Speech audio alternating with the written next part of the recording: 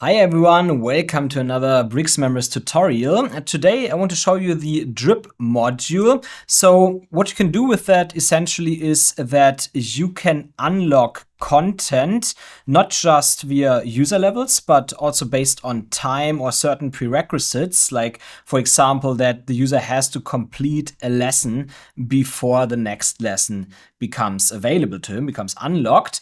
And there you can set that up via rules, but we also recently introduced overrides now so that you can also do it on a per post base, and it works inside content structures and also outside of content structures. Outside of content structures, you have a few less options there, but we will come to that in a minute.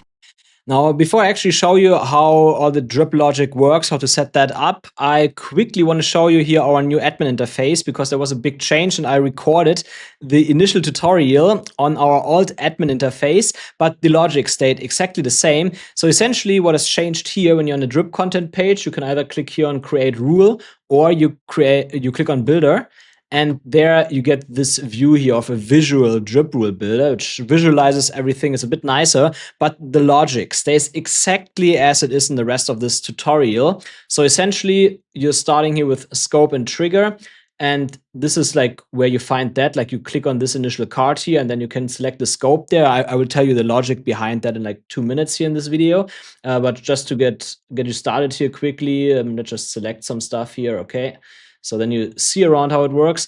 Now you will see in the upcoming tutorial part that you at first have this trigger here where you can select user registered, level assigned, group joined, etc. Like all the points where the drip essentially should start for this rule. Then you can set an initial delay and user levels. This is also all here. Then you have timed auto drip. There you can enable that. Again, I will tell you exactly how all of that works in a minute. But here's just to show you how or where everything is. So timed auto drip here, then prerequisites, you will find that here, cohort timing, and also the conditional logic. Again, it's like all mentioned later. And maybe one thing that's a bit different is that you can also override drip rules for individual posts here. So for example, if I want for this post here, like the top ones here, these are top level posts, like courses in that case. And these here are the selected drip target posts, like lessons. Like here, as you see, I have the target post type lesson, and parent filter here is course module. Models, we don't need that. We only need course. So here you see all the top level posts and then the target post before. So if I change target now, for example, to module, then you see here, you're seeing the modules now here instead of the lesson posts. So just to like explain you what it actually shows you, like it shows you what the scope, what you target, when it starts. Then it shows you all the posts here. On the top level post, by the way, you cannot do anything. It's just here on those other posts. And here in the left sidebar, you find all the different parts to set up your drip rules. And then when you click on an actual post, you can here either inherit global timing, then nothing changes, it just goes by the rules. But then you can select custom timing here, for example, trigger, and then delay days, additional required posts, per post quiz score gates. It's also available now that you can gate certain posts by certain quiz scores so that people don't get access if they didn't meet a certain score in a certain quiz here. Yeah, you just have to search a post for that. And so here you can essentially override the drip rules per post if you want a certain post to have some other behavior than the usual drip within your scopes. And you can also completely exclude it from drip here so that a post is, for example, always available. And you also get some indicators here in the post. So when I click, for example, save post settings now on override mode, custom timing, then it would show no here because then this post is available now while other posts are not. If I delay that here, let's say after 5 days, then you see plus 5 days. So it's like a little indicator per post. You will see that in the tutorial part where I'll show you later how to do that per post. All of that stuff still works in both the content structures and also in the WordPress post edit screens. But it's just a third option here. You can also set up rules essentially for individual posts here as well by just clicking on them.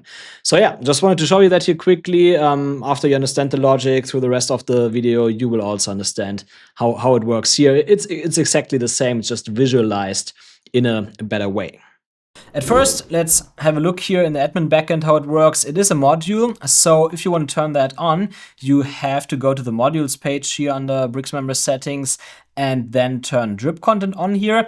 And to get the full functionality, you also need to turn on progress tracking, because the prerequisites part, where someone has to complete a lesson before the next lesson gets unlocked, requires progress tracking. Otherwise, that feature won't be available. So if you need that too, then also ensure that you have progress tracking on. And by the way, what's really nice now, we also recently introduced the video tracking module here, which is super nice. It looks a bit weird here now, but essentially what you can do there is you can unlock or complete lesson also based on watch time. So if someone, for example, in this case here, watched 80% of a video, then the next lesson would get unlocked. Or you can also make it so that he has to watch a certain percentage of a video, and only after this percentage is watched, the button to complete the lesson becomes available. So lots of things are possible there. And that's actually quite nice. There are like other features too, where like you can't just skip through a video, you actually have to watch it. Like otherwise it just sets you back to where you was before. And you can also start where you left off. So just like a little hint here in case you looked for that, it's actually a really nice feature that we recently introduced. And it indirectly works sometimes together with drip content, because it kind of replaces sometimes our progress checkbox that you usually check to mark a lesson as completed, because that video tracking module can also mark content as completed based on the percentage of the video you've watched. So far for that. So after turning on drip content and eventually also progress tracking and maybe even video tracking, you click Save Settings. And after that, you go to the drip content page here. And now, that might look a bit much at first, but let's go through everything, because it's actually quite easy. And in that rule preview here, it also essentially tells you exactly what that rule does, so it's not too cumbersome for you.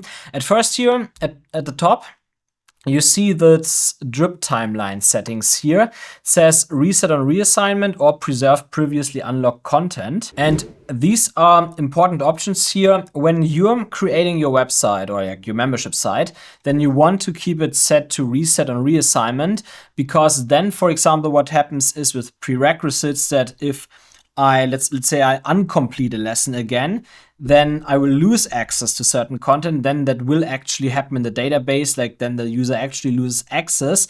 But when you have the preserve mode on, then every time a user gained access to something, he keeps the access. Like even if he unchecks a progress complete checkbox or so, maybe because he wants to rewatch a lesson later or something like that, he still has access to the unlocked content. And then reset on reassignment mode, that would not be the case. That's why before you go live, definitely turn the preserve previously unlocked content mode on. Otherwise, your users might be a bit frustrated at times. And yeah, then you might get some support requests, etc. Because there's suddenly some content is suddenly not unlocked again anymore that was unlocked previously. Obviously, that sucks for the users. That's why you have these two modes here. And so after that, you come to that drip rules section here.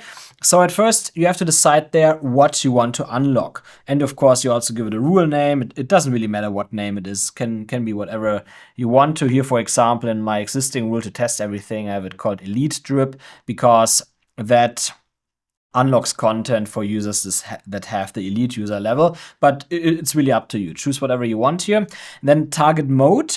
You can select structure. So you select those content structures that we have. In case you're not familiar with content structures, I made another video about that. You should watch that definitely. But generally what content structures means is we're having this content structures page here. And there you can create content structures such as course, lesson, or 3 levels here, course, module, lesson, or 4 levels, course, module, lesson, video, or even up to 6 levels deep, subject, course, section, module, lesson, video. Like this is a bit different in BricksMembers, because I don't want to lock you in here with that a plugin that you have to use the normal course, module, lesson structure all the time. Here you can really define your own structures, and you can define multiple structures together. So here, for example, I have courses and series. So you can have multiple structures. And then also, according to the structure depth, you can also organize your content here nicely with this little content structure interface. So this is what's meant when you select structure here. And inside that structure, you then of course have to select which structure you want, courses or series in my case. Then you can select the post type from the structure, course, module, lesson. So there you select the content that you want to unlock based on your rules. So here, usually that's lesson. And then you can specify that even more. Like currently I have structure courses. And when we now look into my courses here, you see I have actually 10 courses. Yes, from testing, some test data. Anyway, like here we have 10 courses already on that page. So in the current state here, it would simply just target all lessons within that structure. Doesn't matter which course they are in. And this is not unimportant here actually. It is actually better to make more rules than just one, because like with one rule here now, I would like just target all posts here within that content structure. You can define it a little bit more of when, what to unlock, like depending on what course, etc. Even with just one big rule for all courses. But it's not ideal because it has to work for some computations with a lot of data then. That's why, especially if you have large sites with like lots of courses, lots of users, etc., then it is better to create more rules and be very specific about which course you want to target here. So here, for example, specific parent post, I could select course here, and then all parents here, I would just, let's say, select DaVinci Resolve course, and then I would only target my DaVinci Resolve course here with that rule. Now, the setting is not unimportant. It might be a bit more convenient to just select the structure here, and that's it. Maybe post type, of course, as well. You have to do that. Actually, better to create many rules, like one rule per course on like really, really large sites where you have maybe, I don't know, hundreds, thousands, or millions of users or so. Because at scale, that can sometimes affect it a little bit, like the performance of your website. I didn't find an actual like number of users and posts where it would actually make a difference in my testing, because our database is extremely well optimized. Like it can read in batches, and the database structure is optimized so that it can read everything really efficiently if it has to work with large data sets. But still, like, more computation is always more computation. So on very large sites, of course, it might sometimes cause a second delay or something like that if you select the whole structure here instead of like making many rules for different courses and stuff, even if the rule is always the same.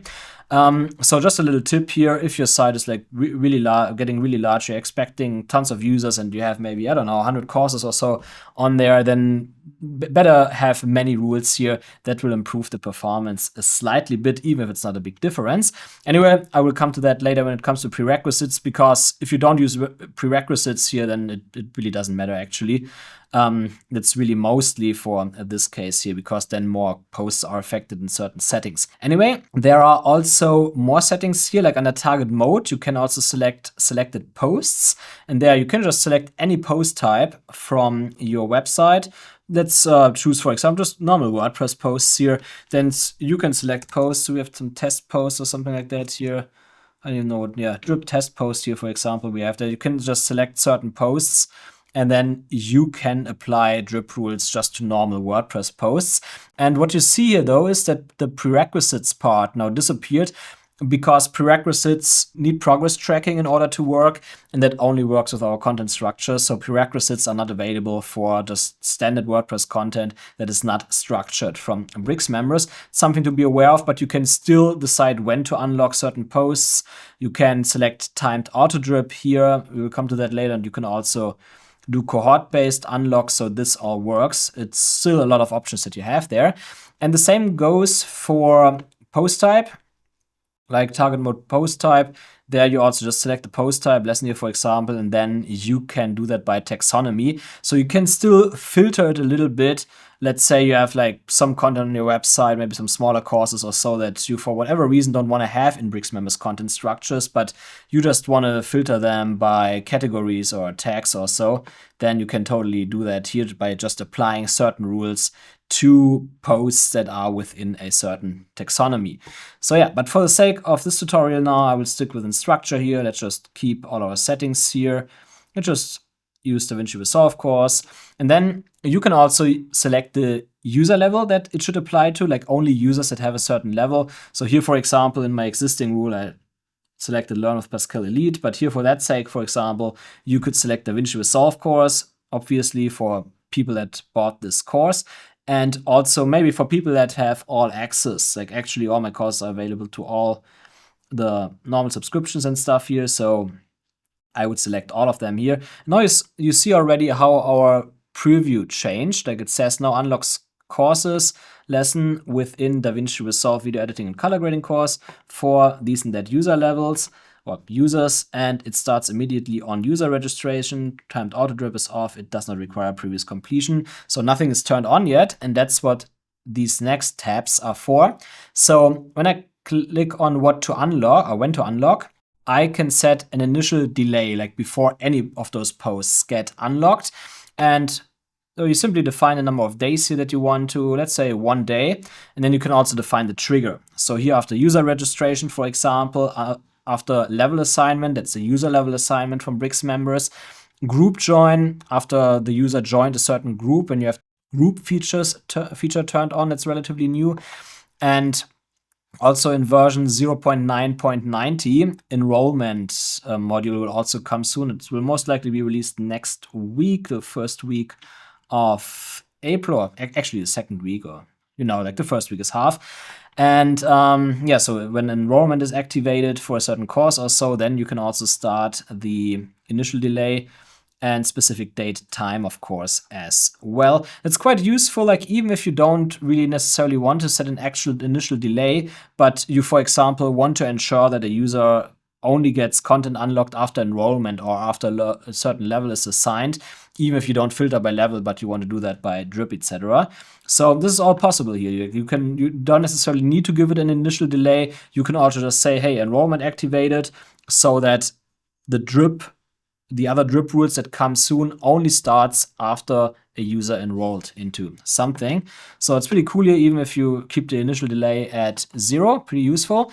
And then you have timed auto drip here. Let's turn that on.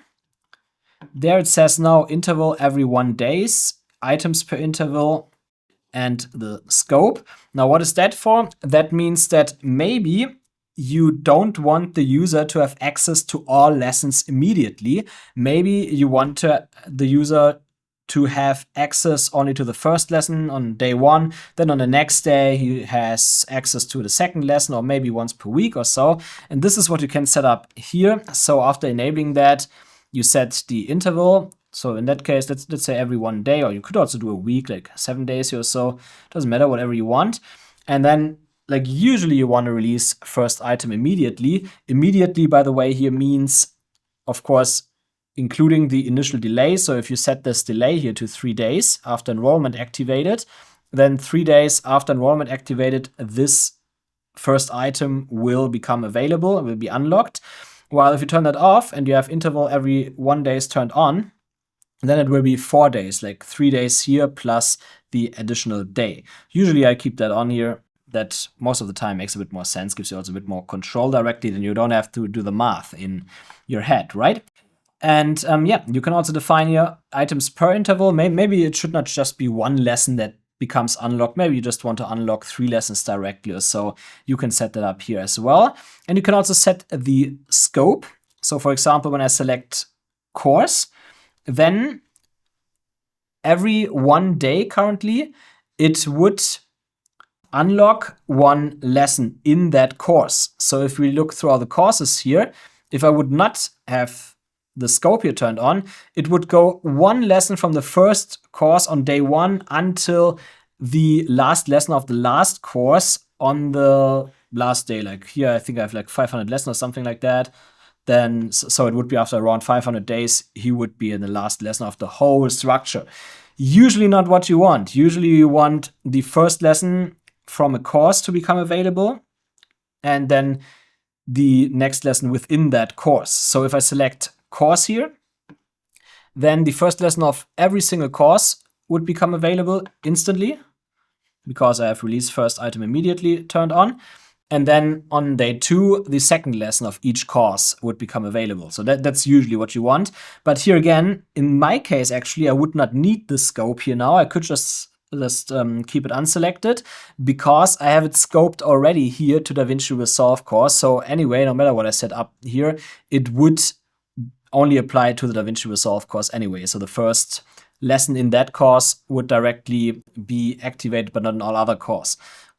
So that's why the scope here, this is really more useful in case you did not set that up here.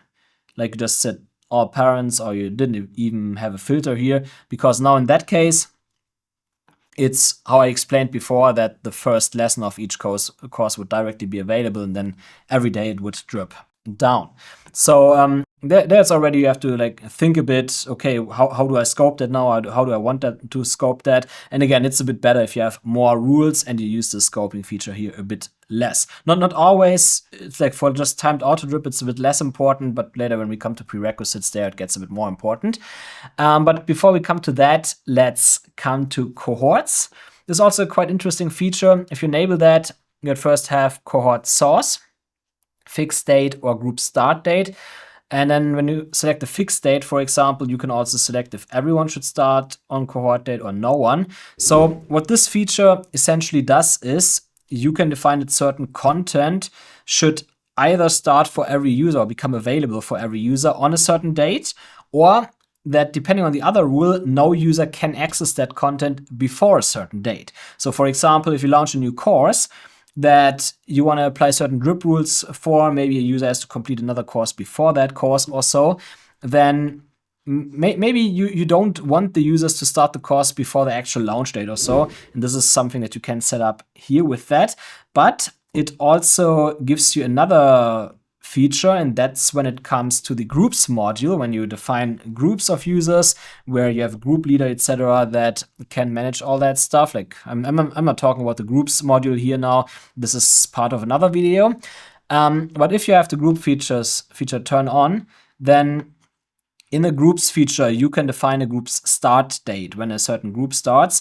And here you can define if then everyone starts on that cohort date or before cohort date again. So in that case, that's the start date of the group. This is, for example, useful. Like this one YouTuber, for example, I saw that recently, Teppo Hapoya. This guy, he sells a kind of course that he runs in cohorts. Like he has certain weeks or days or so where he runs that kind of with live lessons or something like that.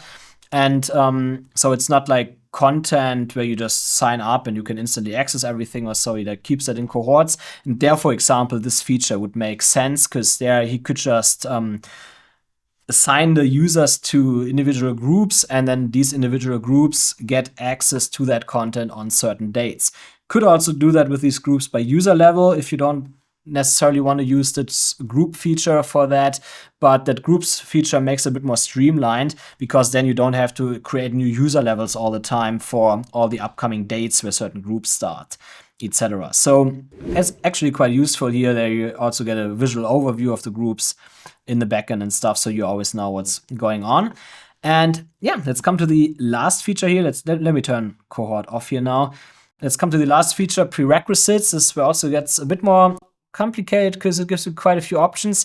Prerequisites means that you have to complete content before new content becomes unlocked. That's why this here is only available if the progress tracking module is turned on. Otherwise, it wouldn't just make any sense because you need the user to be able to complete content before. And so at first, you have two options here, require the previous item and require all previous items. So let's start with require previous item here. If I select that always means in my case now, because I selected lessons that I want to unlock, that I have to complete the lesson before the lesson that I want to access in order for the next lesson, like the lessons that I would like to access now, to get unlocked. So if I complete, let's say, lesson 5, then lesson 6 would get unlocked, for example.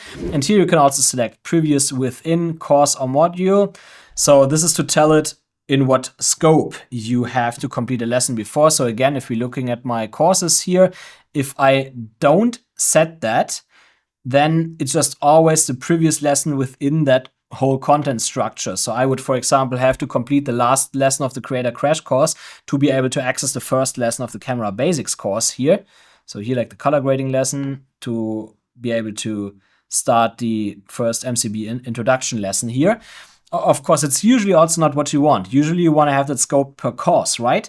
So if you select course here, then it's again always the first lesson in a course has to be completed to unlock the second lesson. And therefore, because the first lesson in each course doesn't have a previous lesson that has to be completed, the first lesson in each course will automatically be unlocked always. There's just nothing to complete before.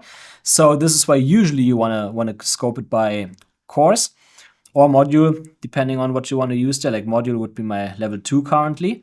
And then you can also delay after prerequisite completion. So let's say you complete one lesson and then you want him to wait one day until he can look or watch the next lesson. Then you would set 1 day here, for example. And then combine prerequisites, I will come to that in a second. The thing is, what we also have here is also require these specific posts. So for example, let's type in resolutions here. Okay, we have only a video there, but what do we have here? Another lesson, that for example, grading Apple log in DaVinci Resolve. That's now a lesson that lives completely out of the current scope. So let's say you want a user to not just complete the previous lesson, but also to complete another lesson that's somewhere else on your membership site, maybe from another course or another module or something like that, just out of the scope. Then you can add that here too. And this is where the combined prerequisites field comes into play here, because there you select and or. So and means all must be met, or any can unlock. So in the current state here with and, it would mean that the lesson before the next lesson has to be completed for the next lesson to become unlocked, and the post or posts that you have selected here also need to be completed. Otherwise, the lesson would not unlock. If you select or here, then it would mean the user can either watch the selected lesson here and complete that, or he has to complete the lesson before the lesson that he wants to unlock in order for the lesson to get unlocked. So this is, for example, useful in case you have maybe the same lesson or so in a different course or in a different module or whatever, or maybe if you already watched another course or another lesson before that is somewhat relevant or so, then it also would become already unlocked. It's, for example, also useful together with our content bank feature, because there you can like reuse lessons that you already created in other courses, etc. Then of course, if someone already watched that lesson from another course, like the same lesson in another course, then it doesn't make sense for him to rewatch that. So here you can ensure that he doesn't have to watch content twice in that case. And then there's one more feature left, which is require all previous items. And let me tell you, this is an edge case, because usually when you set require previous item to on, that already means that require all previous items must be fulfilled, because if the previous item has been completed, that means it was unlocked, and that means that the previous item before this item was also unlocked. So essentially all previous items have already been unlocked. So in 99% of the cases, you would just need that. There are maybe a few edge cases where you really need to explicitly tell it that all previous items have to be completed. And that's the only thing where you should really activate that. Otherwise, you wouldn't need that here at all. And I would also not recommend you to use that here unless you have a really good reason to use that in your structures, because that here takes more processing power. Like again, our databases are really efficient here. Like if you activate that, then it has to read the completed state of all previous items from the database. but this is all done in one query and the database is really efficient to handle that. So we're optimizing there already as much as we can. But in the PHP, of course, there is then more data to handle. And a lot of the data is in most cases unnecessary because most of the time you only need that previous item. And so it's like, again, essentially what I mentioned in the beginning here with being specific about your rules. It's like the more data it needs to handle that is unnecessary, the more performance ultimately you just throw away for nothing. And that's why I would recommend you to keep that here turned off unless you have a really, really good reason to use it. Again, like on most sites, it won't slow you down. It won't do anything. But who knows? Maybe if you have like millions of users or something like that, and then therefore hundreds or even thousands of users use your membership site at the same time, you can't really cache membership sites, etc., then that could slow it down a little bit, and you might have to use a little bit faster host. Like again, it's an edge case here. Most of the time you don't need that anyway. I just want to tell you that here so that you just don't always turn that on for no reason, even if you don't need it, because it just doesn't make any sense then to use it if you don't actually have a use case for it. But yeah, I think that's enough here for an explanation. And again, like you see now here how it filled out the rule preview. So if all those settings here sound a bit too complicated, just always read that rule preview here and you get a good understanding of what you just set up and if that's actually what you want.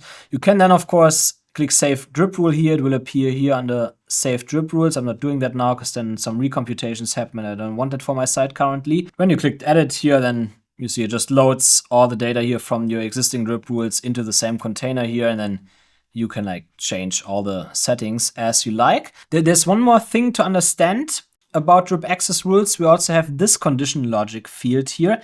And there you have also and or, so all conditions must be met or any condition can unlock.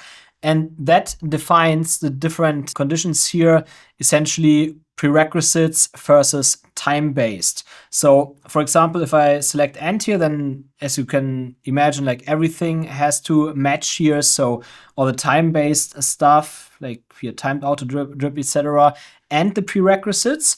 Or if you select or, then it can either be unlocked via prerequisites or via time.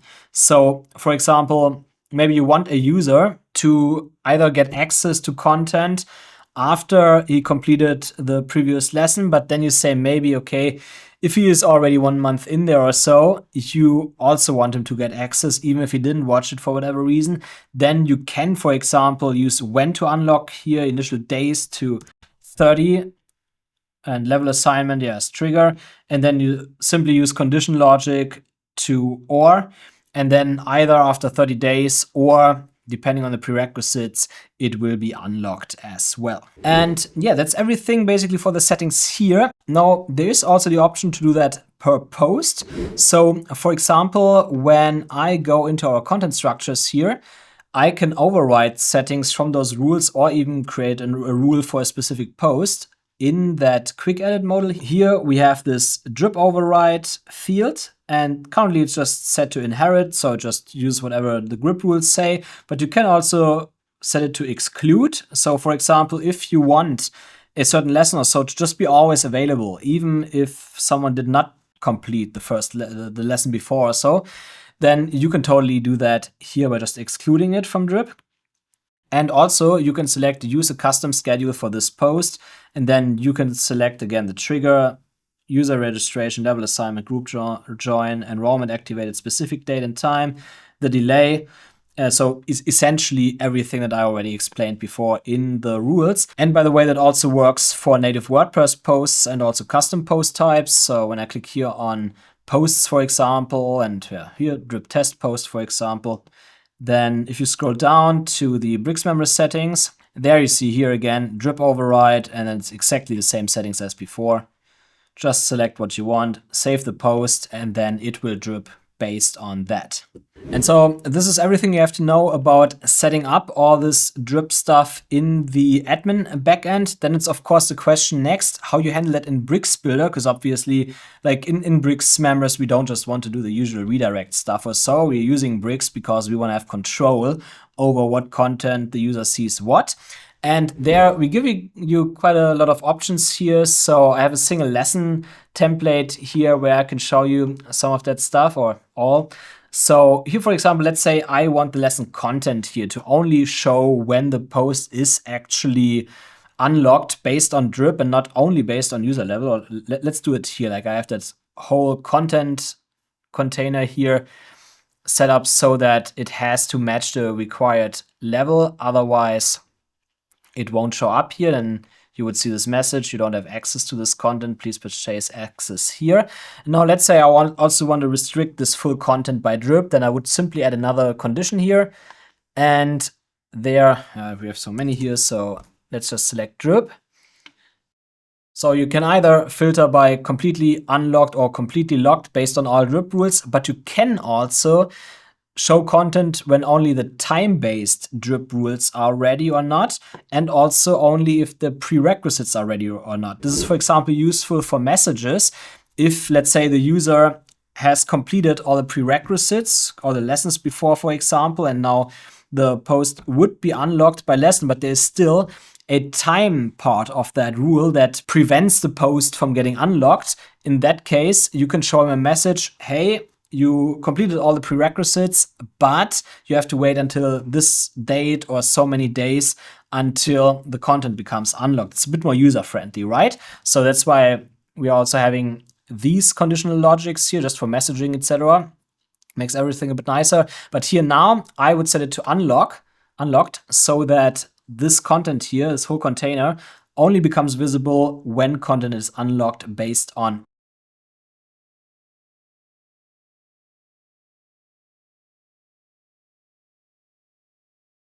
So here, for example, in the final lesson, you see here's my DaVinci Resolve course, and we're having modules here and that sidebar with all the lessons. And by the way, don't worry about these numbers and dates here. This is just my testing environment. I just want to see here what these rules, drip, etc. do based on dynamic tags. So here, like the first dynamic tag tells it that this lesson here is unlocked. Then it has been unlocked on this date, and 0 means that this lesson is not completed yet. It's just for me, for testing here, for checking everything, that everything works all the time. But what I actually wanted to show you here is that when you go onto a query loop element, like my lesson block here, so you see I have query loop activated here, and then when the drip module is activated, you get this drip query loop filter here. So there you can also, like the same way as conditional logic, select unlocked, locked, time ready, time not ready, or prerequisites ready or not. And so it's exactly the same as conditional logic. Like it shows you only posts that are unlocked, that are locked, or that are just ready by time or ready by prerequisites or not. So also quite useful to show certain query loops of maybe you have a user dashboard where you want to show lessons or maybe even courses or so to a user that are unlocked already. So quite useful for that, for example. And then, of course, we also have dynamic tags. So you can see that here in the dynamic tags reference on the website. Like here's our documentation. And when you scroll down, you have BRM dynamic tags reference. There are all the dynamic tags that you have available in BricksMembers. And when you scroll down a bit on the progress, you have the drip dynamic tags. Here they are. So there you have multiple options, like you can select or show a 1 or 0 for if the post is unlocked or not. You can show the unlock date, which can be both in the future or in the past, depending on if the post was unlocked or not. Does that automatically, like you don't have to select anything there. You can display the days left. So that's all the data essentially that you need to show or might need to show to the user in order to inform him about certain things. Or also if maybe there's something you want to do in BricksMembers that we have not integrated, but you have dynamic data available there, you can use the BRM drip unlocked dynamic tag to put out a 1 or 0 everywhere, and then you use some sort of conditional logic or whatever you want to do, really. So you have lots of options there. And even that's not all when it comes to how everything works in Bricks Builder. What we also have here is that BRM progress checkbox element. And there, when you look under events, there you see after drip unlock. So here you define what should happen when the progress completion action, so a prerequisite in your drip rules, unlocked a new post. So this will only trigger here this action when a new post got unlocked, not just because progress has been completed. And there, for example, you can either select do nothing. It's a standard state.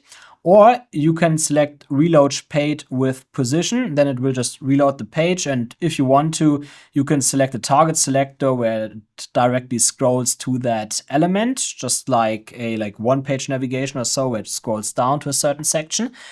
Or what you can also do, and I'm really proud of that, is you can select update matched wrappers. And there you have to give it a CSS selector and the Bricks element ID of what you want to refresh. And I recommend to always have a wrapper element there. So here, for example, let me quickly first show you how that works in the front end. Let me just reload the page here just in case. So here now, the next post here, as you can see, is 0, is not unlocked yet. So now I click complete. And you see now it says the next post is unlocked, music. So the next post here, music, is now unlocked. It did not update this one here because I did not do the partial page refresh for this menu here, but I did do it here to show this text. And what you also see, the progress bar has been updated, but that has nothing to do with drip. It's just that you can also do this partial page refresh for progress based here, like a little bit lower, like after progress change. Anyway, so this is pretty cool here because now I can inform the user directly that the next post is unlocked, and he can directly click here on that link and he is at the next post. Now you also see the 1. That means that the post has been unlocked. And of course, you could also use that now to just display a button or so, like whatever you want. Let me show you how that works in the back end. So here you see I have this div element here, which is an unlock wrapper. And this has the CSS class drip refresh. And the Bricks element ID is this JHMIHG. And now if we go back to that checkbox, you see here CSS selector dot drip refresh and the correct element ID here. It is important to have both of those because, as we can see here in the DOM of the content, it does not always include the Bricks element ID here as an element ID. It only does that when you changed some styles or so, which is good because that keeps the code cleaner. But of course, in that case here, that means that the JavaScript would not know which element it should target for the refresh. So that's why it's so important to have this drip refresh class here, or whatever class you want to use there, so that the script knows what to target. And then inside that wrapper, this unlock wrapper with that drip refresh class now, I have this basic text element that says the next post is unlocked, and then here simply a dynamic tag, DRM progress continue top level unlocked. And what I did also do with this text element, I applied conditional logic here, drip next post, which is another conditional logic that we have. Scope top level, because I want the next post inside the course, and then to unlocked. So this text here only appears if the next post is unlocked, because that's also a conditional logic that we have here. And now you can see that when I mark it as incomplete again, I reload the page, then it's gone because the next post is not unlocked. But if we look into the DOM, we can actually see here that the drip refresh element is there. It's just empty because that conditional logic has been applied to the text and not to the wrapper. And that's very important. If you apply conditional logic to the wrapper, it will not work because then the element is not in the HTML and the script therefore doesn't know what to target. So it cannot target anything and it won't work. That's why it's so important to use conditional logic only inside the wrapper, but not on the wrapper.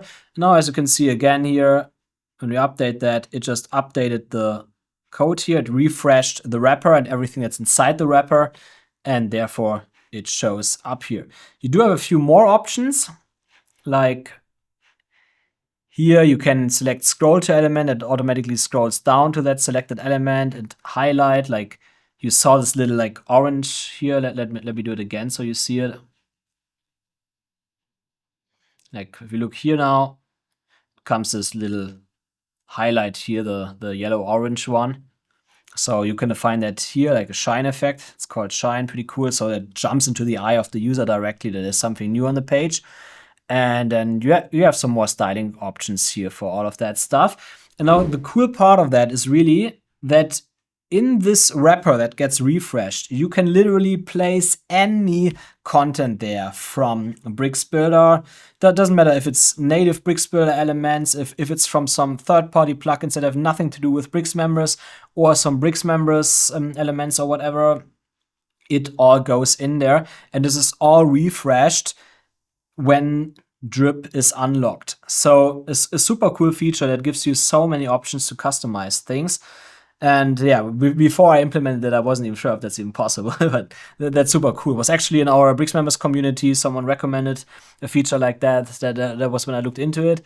And I'm very thankful for that, because that's a really cool feature that BricksMembers can do now. And yeah, that's everything about drip content that you have to know. So at first, turn the module on, then define your rules, or do it per post, either in the quick edit modal or in the WordPress meter box, and then set everything up in Bricks Builder with conditional logic or via the progress checkbox if you want to, and make sure that everything is designed well. And there you go, then your content unlocks based on a drip.